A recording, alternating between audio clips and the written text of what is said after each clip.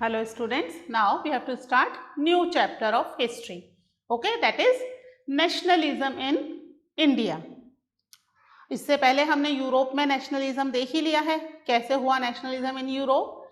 India में भी क्या था, that was under the colonisation of British, है ना, ब्रिटिश गवर्नमेंट के अंडर में इंडिया वाज कॉलोनाइज्ड. और यहाँ पर people were struggle for their unity and their freedom, है ना. गवर्नमेंट जो थी ब्रिटिश गवर्नमेंट, वो अलग अलग तरीके से लोगों को टॉर्चर कर रही थी. There are various ways to oppress the people. Main aim British government का यहाँ पर क्या था, to earn more and more wealth, है ना, बहुत ज़्यादा वेल्थ अर्न करना इंडिया से. और शुरू में तो लोगों को लग रहा था ब्रिटिश जब इंडिया आए कि ठीक है भाई ट्रेड के लिए आए हैं, बट धीरे धीरे पूरी तरीके से उन्होंने पॉलिटिकली इंडिया को कंट्रोल करना शुरू कर दिया. 1857 का रिवोल्ट तो आप पढ़ करके आ ही चुके हो, मंगल पांडे, है ना, first war for the independence in India. Okay, people were fight for their rights, है ना, यूनिटी के लिए स्ट्रगल हो रहा था, फ्रीडम के लिए स्ट्रगल हो रहा था, फॉर देयर ओन आइडेंटिटी. ये सारे स्ट्रगल कंट्री में हो रहे थे. महात्मा गांधी जी भी उन दिनों अफ्रीका में जो अपार्थाइड सिस्टम था नेल्सन मंडेला के अंडर में, वहाँ पर भी फाइट हो रही थी. वहाँ महात्मा गांधी जी भी फ्रीडम फाइटिंग का पार्ट होकर के हो चुके थे.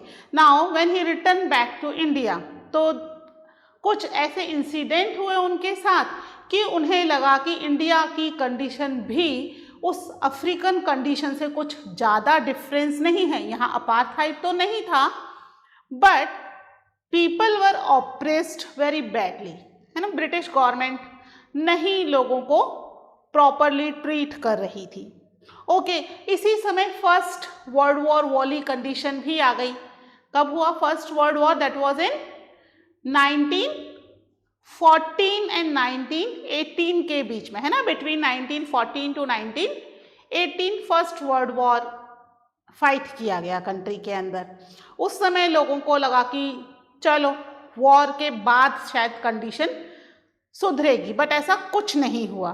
ठीक है, तो हमारा जो फर्स्ट टॉपिक है वो फर्स्ट टॉपिक इसी से ही रिलेटेड है. द फर्स्ट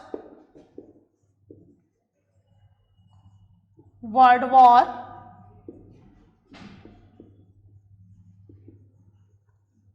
खिलाफत एंड नॉन कॉपरेशन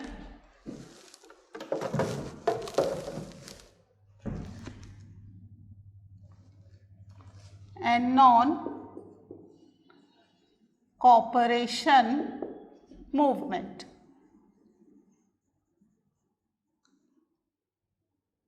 ठीक है, ये जो था इस समय इंडिया में ये सब चीज़ें चल रही थी. फर्स्ट वर्ल्ड वॉर का टाइम पीरियड है. ठीक है, तो इस चीज़ों को हम ऐसे डिवाइड कर सकते हैं एक फ्लो चार्ट में कि सबसे पहले शुरू हुआ first world war.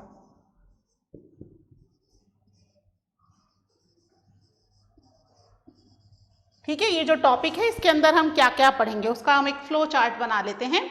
First world war शुरू हुआ. फर्स्ट वर्ल्ड वॉर में लोगों के लिए बहुत ज़्यादा कठिन समय था. That was very time of the hardship. ठीक है, इसी समय कंट्री की पॉलिटिकल एंड इकोनॉमिक सिचुएशन भी बहुत वर्स हो गई.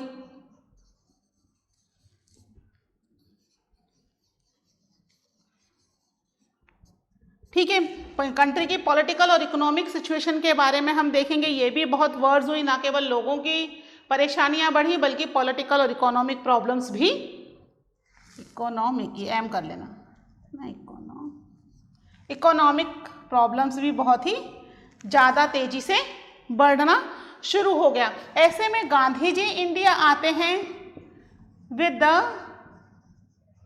आइडिया ऑफ सत्याग्रह, है ना. सत्याग्रह के आइडिया के साथ गांधी जी इंडिया में इस नए एक सिस्टम को इंट्रोड्यूस करते हैं। सत्याग्रह क्या है? सत्य प्लस आग्रह है, सत्य का आग्रह करना, रिक्वेस्ट करना लोगों से कि भाई you have to be with truth, है ना। If you are with the truth, कोई आपको कोई हार्म नहीं पहुंचा सकता, आपको कोई फिजिकल फोर्स की जरूरत नहीं है, ठीक है। इसके बाद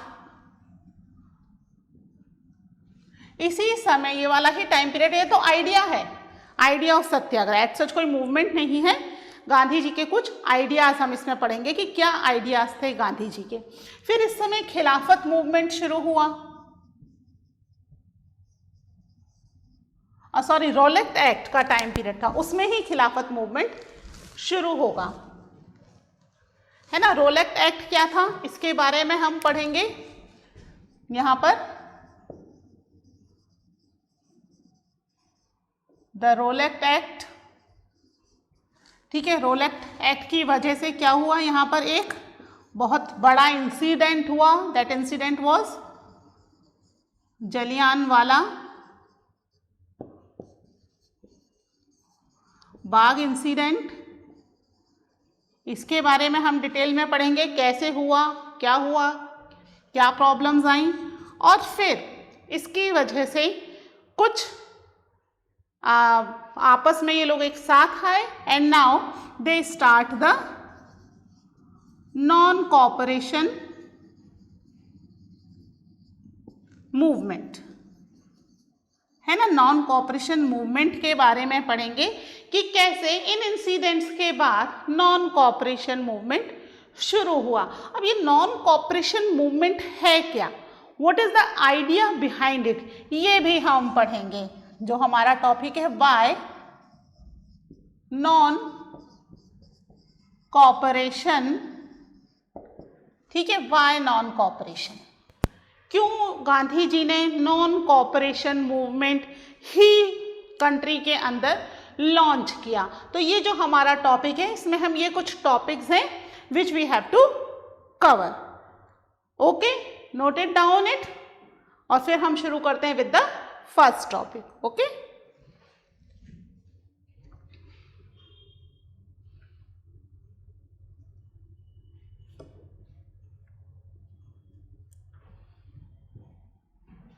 चलिए इसको मैं रफ कर दूं, फ्लो चार्ट को। आई थिंक आपने ड्रॉ कर लिया होगा, नहीं ड्रॉ किया तो वीडियो को पॉज कर दीजिए।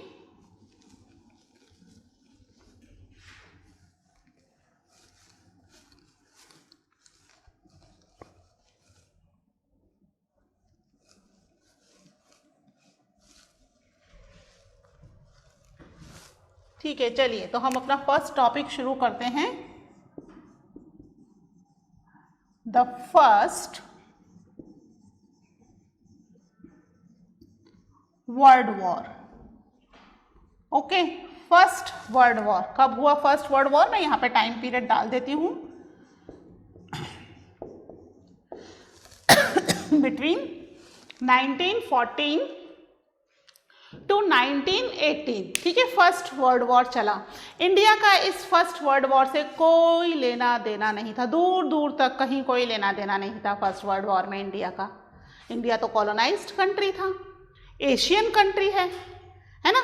उस समय जो वॉर चल रही थी फर्स्ट वर्ल्ड वॉर, वो कहाँ चल रही थी? That was basically in the Europe, और यूरोपियन कंट्रीज के बीच में ही ये फर्स्ट वर्ल्ड वॉर चल रही थी। इसमें एशियन कंट्रीज का एज सच कोई रोल नहीं था, है ना। और इंडिया तो फिर बिल्कुल ही अलग थलग है ना, उसको तो एज सच इन चीज़ों से कोई लेना देना भी नहीं था। बट क्यों हम फर्स्ट वर्ल्ड वॉर में फंस गए? Because we were colonised by one of the European country, है ना। ब्रिटिश जो थे दे वर द यूरोपियन, तो हम क्योंकि यूरोपियन कंट्री के अंडर में थे, उनके द्वारा कॉलोनाइज्ड थे, that's why they demand us कि we have to support them in the first world war.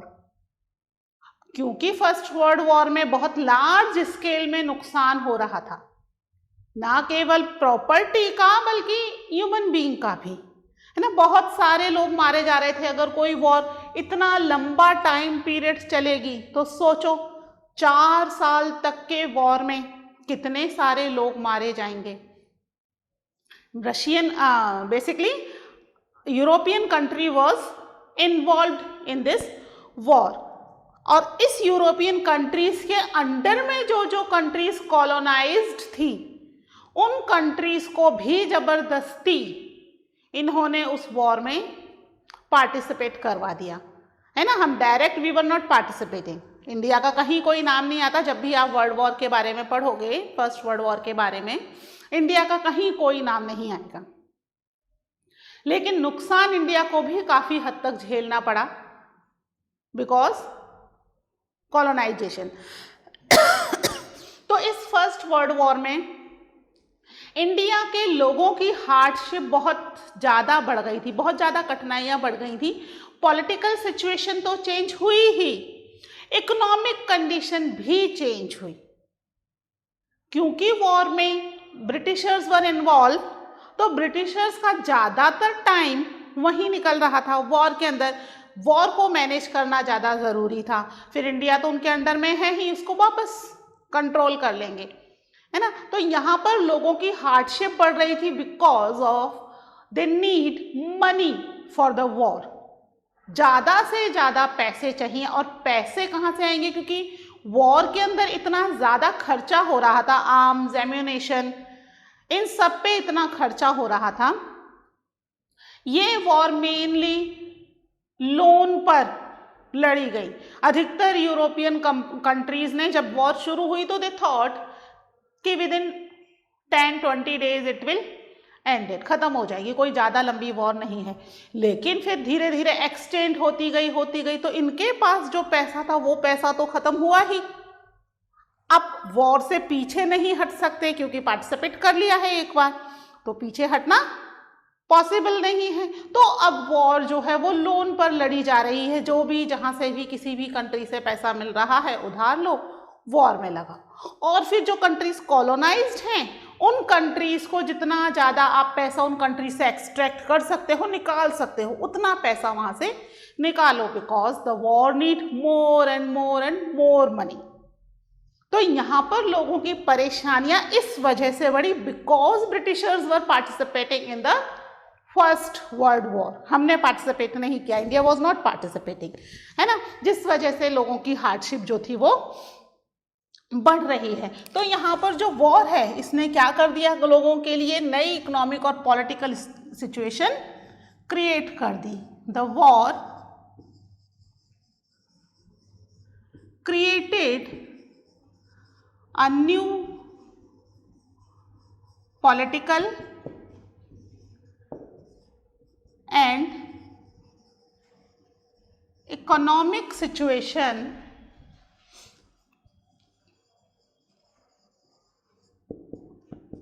in India, है ना। कैसे? अब क्योंकि वॉर लड़ी जा रही है तो वॉर में बहुत पैसे की ज़रूरत है। तो पैसा कहाँ से आएगा, अलग अलग तरह के टैक्सेस लगाए जाएंगे। ऑलरेडी जो टैक्स था custom duty,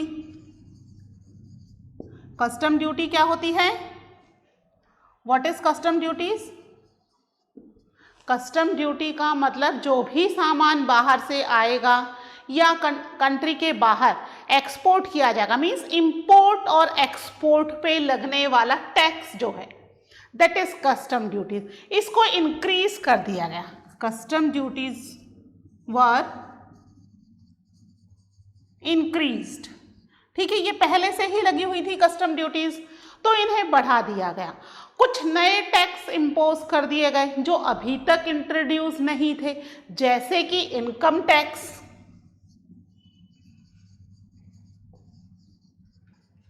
income tax was introduce, ठीक है। अभी तक इनकम टैक्स कंट्री में नहीं लगाया जा रहा था, है ना, कस्टम ड्यूटीज और दूसरे टैक्सेस ही इतने सारे थे। बट अब कंट्री में इनकम टैक्स इंट्रोड्यूस कर दिया गया। जितना ज़्यादा टैक्स लगाएंगे उतना पैसा कलेक्ट होगा और वॉर में लगाया जा सकता है।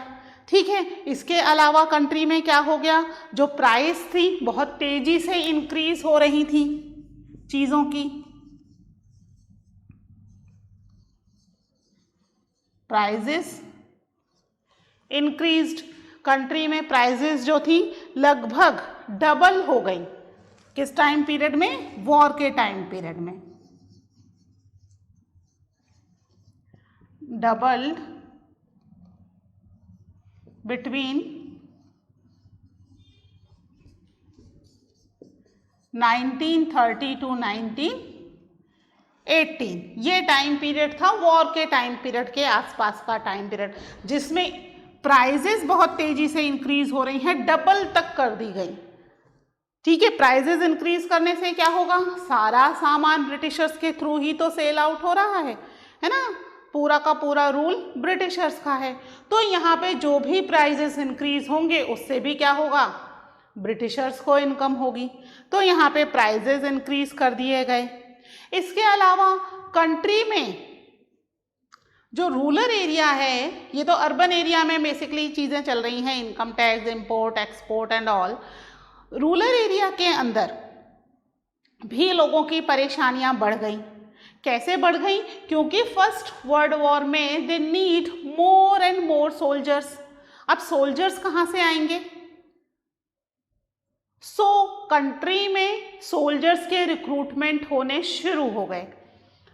Indians were not interested in the war, हमारे को लेना देना ही नहीं था, we are not interested at all. तो अब क्योंकि डायरेक्ट रिक्रूटमेंट के लिए कोई आ ही नहीं रहा, कौन वहाँ ब्रिटेन जाएगा फाइट करने के लिए, यूरोपियन कंट्री जाएगा, है ना, तो डायरेक्ट रिक्रूटमेंट नहीं आ रहा, तो इन्होंने फोर्स्ड रिक्रूटमेंट करना शुरू कर दिया। फोर्स्ड रिक्रूटमेंट का मतलब हर फैमिली में से या गांव में से इतने लोगों का रिक्रूटमेंट होना कंपलसरी है। जबरदस्ती लोगों को अपने फोर्स में भर्ती करना शुरू कर दिया कि you have to be appointed as a soldier, और उनको यूरोप डिपोर्ट करना शुरू कर दिया। इससे भी रूरल एरियाज की परेशानियां बढ़ गई थी। In rural areas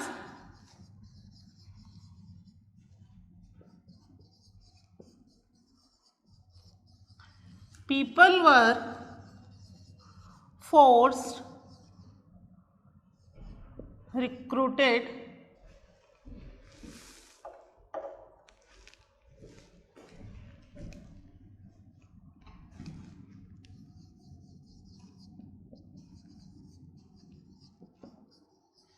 in the British Army। जबरदस्ती उनको ब्रिटिश आर्मी में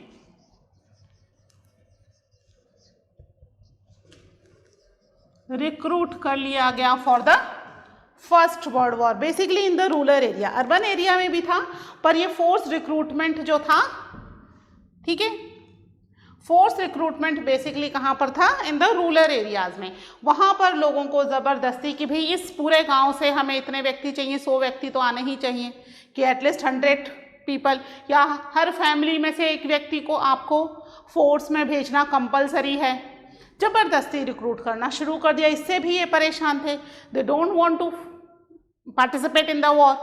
इंडियंस को लेना देना ही नहीं था, इंडिया के लिए तो वॉर हो ही नहीं रही जो हम पार्टिसिपेट करें।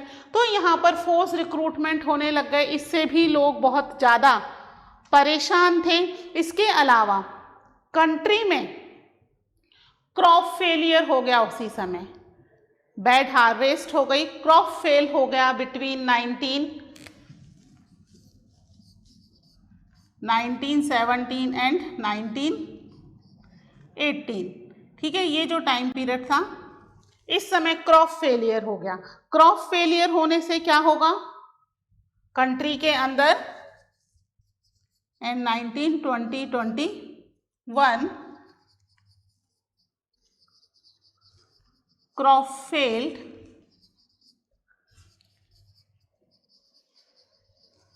इन द कंट्री साइड, है ना, क्रॉप फेल हो गई।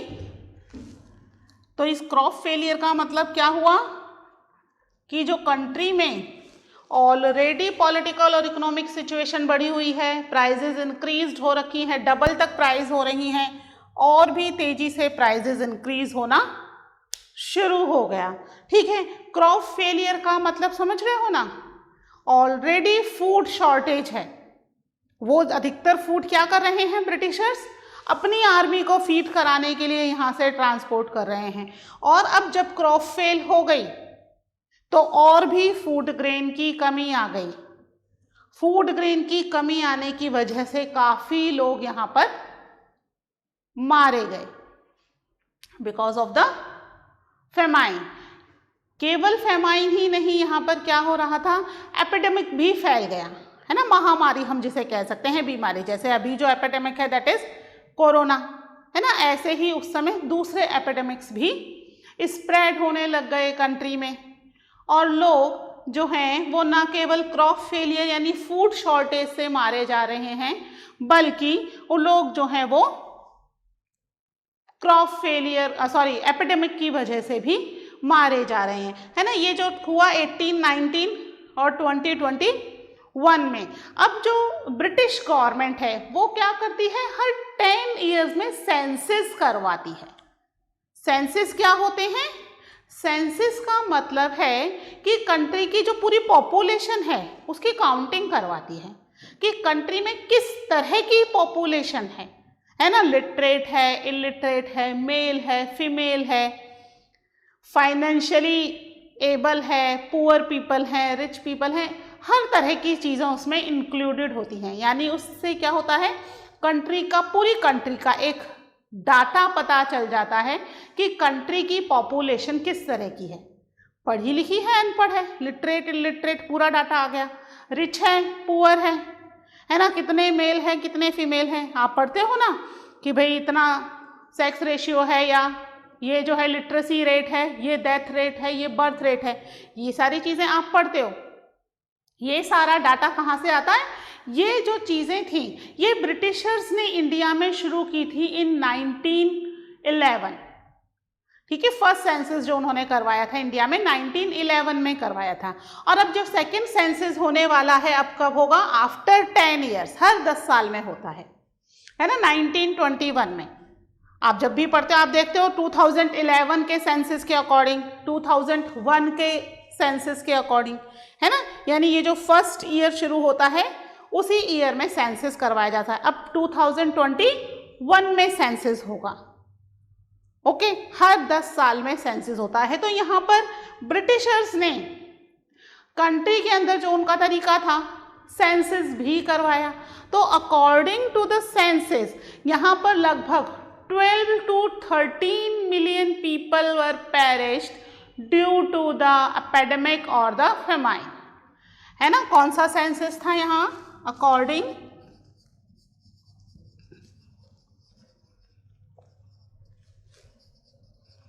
टू सेंसस 1921, ठीक है, 1921 के हिसाब से 12 to 13 million people were perished।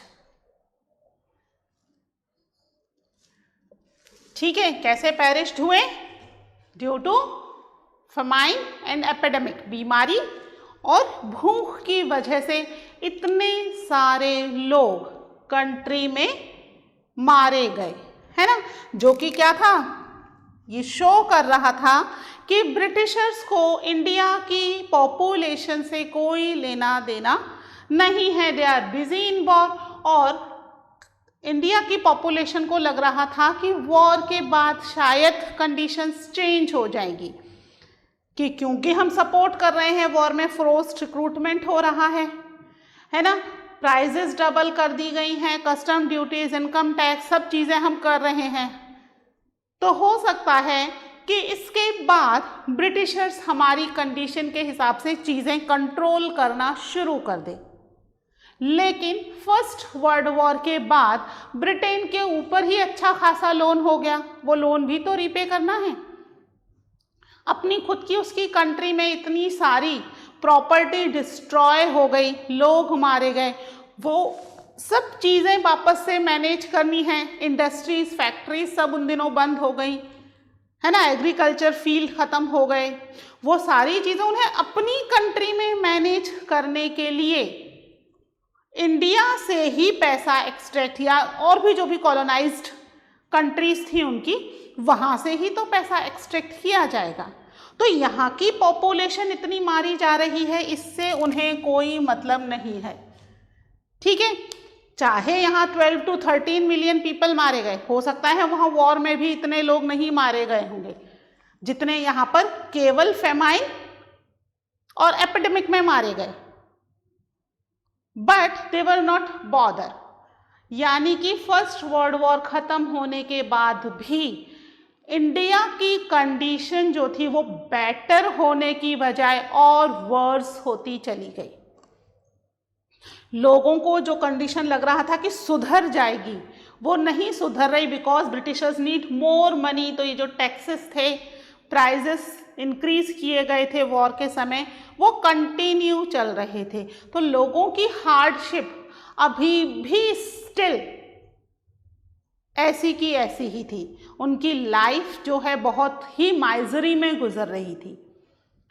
They were not able to fulfil their basic needs, और उस पर फिर ये टैक्सेस का बर्डन अलग से, वो टैक्सेस तो उन्हें पे करने ही हैं एनी हाउ। तो यहाँ पर सो मैनी पीपल्स वर डाइड। ओके, तो ये फर्स्ट वर्ल्ड वॉर के ड्यूरेशन का जो टाइम पीरियड था, ये कंट्री की पूरी सिचुएशन को गड़बड़ कर रहा था, चेंज कर रहा था, है ना। अब लोगों के मन में ब्रिटिशर्स के अगेंस्ट बहुत ज़्यादा एंगर भर चुका है, क्योंकि कंडीशन इतनी वर्स होने के बावजूद ब्रिटिशर्स ने उनके लिए कोई मेजर नहीं लिया, कोई भी न्यू स्कीम या प्राइजेस कंट्रोल करना, nothing they done for the Indian. तो लोगों के मन में बहुत ज़्यादा गुस्सा और ब्रिटिशर्स के अगेंस्ट एक तरीके से एंगर भर गया है, और वो चाहते हैं कि ये ब्रिटिशर्स इंडिया को छोड़ दें। तभी क्या होगा, इंडिया डेवलप हो पाएगा, अदरवाइज वो क्या करते रहेंगे, इंडिया को पूरी तरीके से ख़त्म कर देंगे, क्योंकि 12 to 13 मिलियन लोगों का मारा जाना बहुत बड़ा नंबर होता है। ओके, तो यहाँ पर ब्रिटिशर्स के अगेंस्ट एक पूरा एनवायरनमेंट कंट्री में डेवलप हो गया during the first world war. Okay, ऐसे में फिर गांधी जी वो भी इंडिया में एंटर होते हैं with the new thoughts and new ideas that we will study in the next lecture. Okay, till then, take care, bye.